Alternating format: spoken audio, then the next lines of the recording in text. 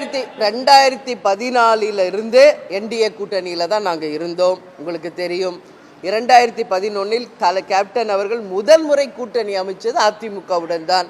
தொடர்ந்து அங்கே தான் பயணித்தோம் என்பது உங்களுக்கு தெரியும். அதனால் இந்த முறை ஏன் அப்படி போல அப்படின்னா இது ஒட்டுமொத்த கட்சியினுடைய விருப்பம். இந்த முறை நாம் திமுகவுடன் கூட்டணி அமைக்க வேண்டும் என்பது ஒட்டுமொத்த கட்சியின் விருப்பம். அந்த கட்சியின் விருப்பமே என் விருப்பம், அவங்கள் முடிவே என் முடிவு. அதனால தான் இந்த டிசிஷன். ஓகே, என்ன கலைஞர் என்ன பண்ணிட்டாரு? கலைஞர்கள் நான் மரியாதை கொடுத்தா கலைஞர் பேசிய என்ன கலைஞர் என்ன பண்ணாரு? இந்த தமிழ்நாட்டை அடமானம் தான் வச்சேன். இப்போ கூட பேசுறாரு இனம் இனம் இனங்கிறார். இனத்தை பூரா கொண்டு குமிச்சவர் தான் சிலவங்களை. இவர் இனத்தை பற்றி பேசுறாரா? எதுவுமே இல்லாத இந்த ஆட்சி என்னையா வெக்கக்கேடான ஒரு ஆட்சி. நீ மக்கள் என்னமோன்னு பண்ணி அந்த மக்கள் இந்த ரெண்டு கட்சிகளும் திமுக காங்கிரஸ் சரியான பாடம் போட்டுருந்தாங்க.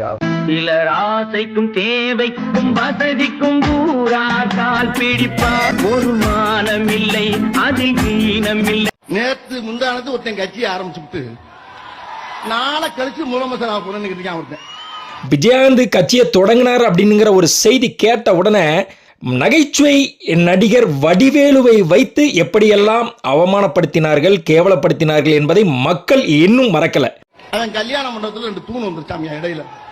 அதுக்கு ஒரு கட்சியை ஆரம்பிச்சு நான் அடுத்த முதலமைச்சர் சொல்லிட்டு வாழ்ந்துக்கிட்டு இருக்கான். என் நேரம் ஃபுல்லா தண்ணியை போட்டுச்சு.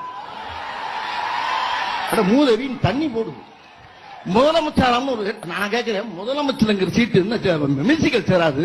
எந்த கட்சியை வசைப்பாடினாரோ, எந்த கட்சியை ஊழல் கட்சி என்று கேப்டன் சொன்னாரோ, எந்த கட்சிகளை தமிழ்நாட்டிலிருந்து மக்கள் அகற்ற வேண்டும் என்று கேப்டன் சொன்னாரோ, அந்த கட்சியை இப்போது கூட்டணி கட்சியாக ஆக்கியிருக்கிறார் கேப்டன் விஜயகாந்த் அவர்களுடைய மனைவி பிரேமலதா மேடம். நீ முதலமைச்சர்னா நான் பிரதமர், நீ பிரதமர் நான் ஜனாதிபதி ஆக்க இல்ல. ஐயா தப்பா நினைக்கிறாங்க. நீ முதலமைச்சர் நான் பிரதமர், நீ பிரதமர் சொன்னா நான் ஜனாதிபதி, நீ ஜனாதிபதி சொன்னா நான் ஒபாமா. என்ன பேச்சு பேசுறீங்க? தண்ணியா போட்டா என்னவெல்லாம் பேசுமா?